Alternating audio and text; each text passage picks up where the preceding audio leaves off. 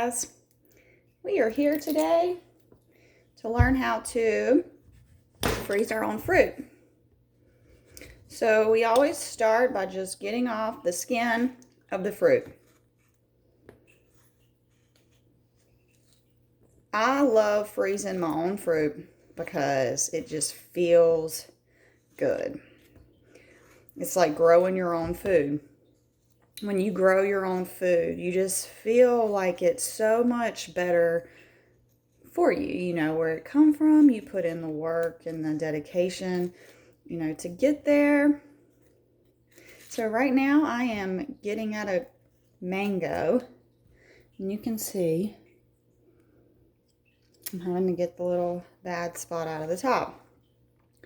When fruits have bad spots, please remember, most of the time it's a spot. It is not all the way ruined. So before you go throwing out the fruit, cut the spot off.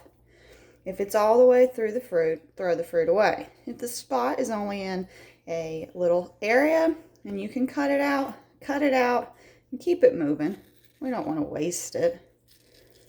We're not doing this to be wasteful. We're doing this to be healthy and to sustain our earth. Okay, so then with mangoes, they have a big seed in the middle. So I just cut everything away from the seed. So I know that's my top core. So I'm going to cut both sides of it completely off. And you're going to be able to feel with your knife when you're running into that seed, because it's kind of big. And it's not like your normal seed, so it is a little bit different. There, I'm getting to the seed. You can kind of see it there now. But we're basically just wanting to get all of the good mango away from that seed. And I always like to use little knives that don't have serrated edges. This is just a little paring knife. They work better for me than some big, huge, clunky knife trying to cut some little fruit. It's slippery. So, just like so. Okay. And you can, like I said, you can feel like the toughness of it whenever you're peeling it. And it's like, okay, yeah, that's not going. Okay, this one's beautiful. See, this one doesn't have that bad spot like that one had. I love mangoes. I think they are just one of those fruits. I love to travel, so every time I eat a mango, it's like, where's this from? Most of them are from Central America, Mexico, and I've been to Mexico 5 times, so we love mangoes down in Mexico. They're definitely fresher. They have to pick them a little early so that they can go through the shipping times and all of that to get to us. So when you eat them in the country they are grown in, they're just so much better.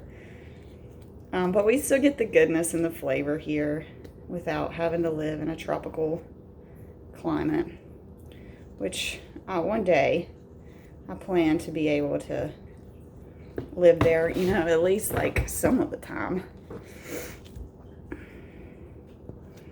So like I said, right now I'm just cutting up my fruit. So I'll go through and I'll cut it all up and get it off, get the skins off, seeds out, all that stuff. And then I'll chop them up and actually put them down on my baking sheet.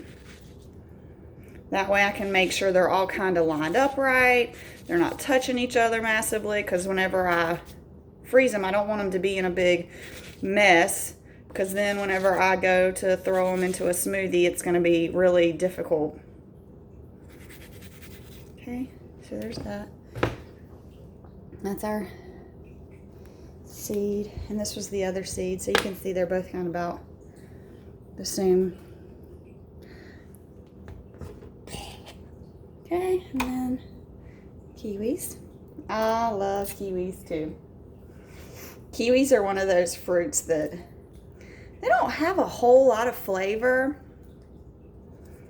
but they are really good for you.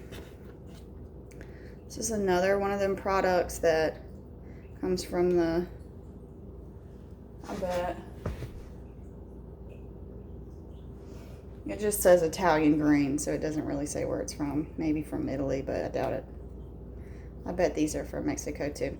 So if you don't mind certain textures, you can eat the skin of a kiwi. It has lots of good stuff for you. I just don't care for it, but if you don't mind, leave the skins on. There's much, much, much, much, much more nutrients if you leave that there. I just don't like it, but don't let me sway you. You do what you do, and if you don't mind it, eat them. You can just cut this thing right down the middle, like I'll do once I do get all this off. Okay, as you see, I've gotten it off. So now I'm left with just a skinless kiwi. Okay, I cut it down. Let's see if I can bring this closer to you guys. Cut it down the middle, and then I just, okay, so once again, cut it down the middle, like this, so now you get this, and then I just cut it that way. Okay, so then you've got these little slivers of kiwi. Yum. So now we got our kiwi, we got our mango, and I'll do the banana just to show that you can freeze the bananas. So I like to just take them in half like this, and then just put it straight on the pan. Okay, I'm gonna go ahead and put these on there. Now this is just a baking sheet lined with wax paper. I'll bring the camera over here, that way you can see how I got it all laid out over here too. And then the mango, I go through and just kind of make it into pieces that are blender friendly. Because I'm not eating these, I'm literally just going to freeze them, and then I'm going to use them in smoothies. Now, I do lots of fruit salads. I'll do a video on that soon. And for those, I do chop those up littler. I would chop them up into like these kind of pieces. But for my blender and stuff, these pieces are fine. It's not got to be really small.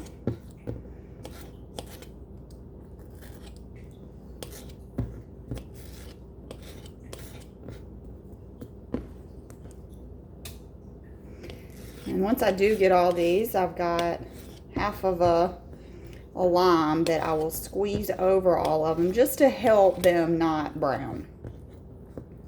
Because even though we're going to pop it right in there, they will still have that tendency, you know, to brown. Okay. This is a lot more mango than what I thought. I normally do one mango at a time, but I had two that if I didn't cut up, we were going to lose. So I was like, I'm going to go ahead and do this. I'll deal with both of them. We love fruit salads though, and mangoes are really good in fruit salad. They do have a stronger flavor. They are not everyone's favorite. Not everyone likes mangoes the way that Stephanie likes mangoes. But I know there's a big population out there that loves them just as much as me. It's kind of like an avocado. You either love it or you hate it. That's another really good additive for smoothies or avocados. Okay. The next thing I'm going to put on my baking sheet are raspberries.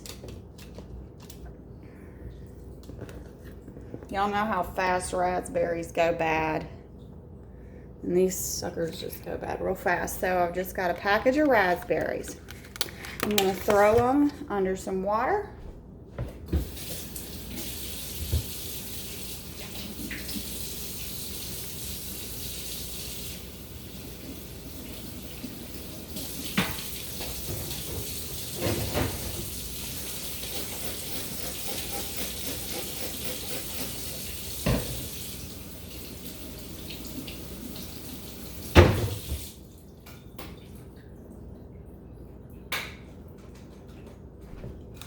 Alright, washed them off, and then I'm just going to put them on the baking sheet. Now these you kind of got to they're a little more,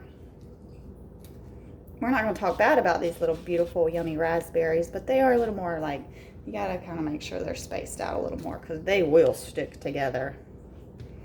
And no, it doesn't really matter because of the blender, but you still just don't want a big huge mess on your plate. Whenever you're trying to remove these, you want them to kind of come off at an easy rate. Okay, so there's that. So next will be our strawberries. I'm just going to do enough to get this pan filled back up. I wash all of our fruits and vegetables in a high pH water. So if you've never heard,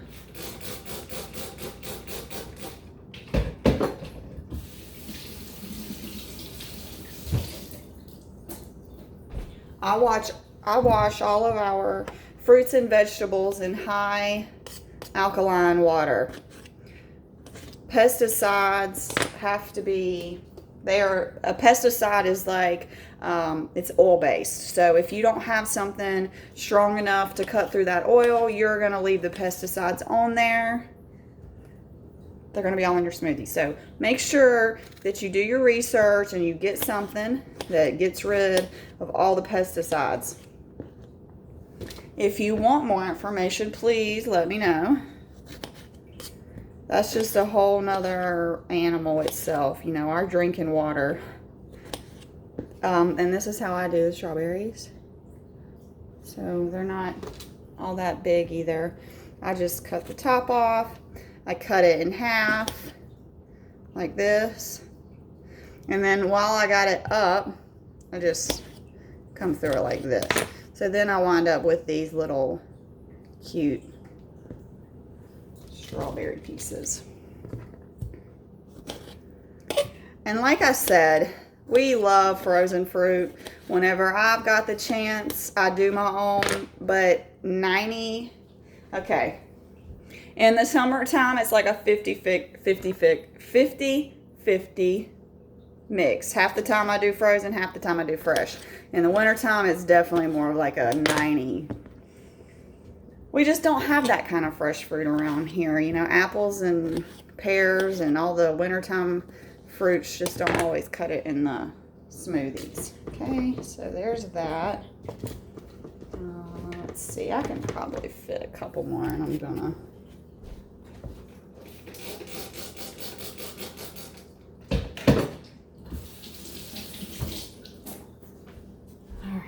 two more will get us to where I want to be. My goal is just to simply fill this sheet up so that I have a full plate of fruits. And this will normally hold a whole gallon-sized baggie of fruit. Okay? So then I just take my lime, and especially over that banana. I put it all over this banana, and I like toss it in the banana because that'll stop it. Okay, and then the rest of it, we just squeeze it. You don't have to toss all the rest of the fruit. Just toss, you know, the bananas all in it because they're the ones that are going to brown. The other is just, so whenever I put these in a smoothie, if I don't have my lime, I still know that I've got lime juice all over it. Okay, and there you have it. I'm washing it.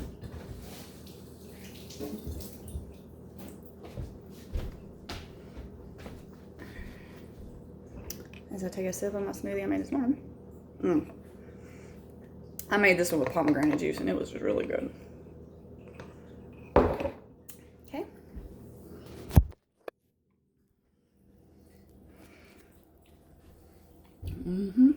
So, as you see, that's all the fruit on the tray.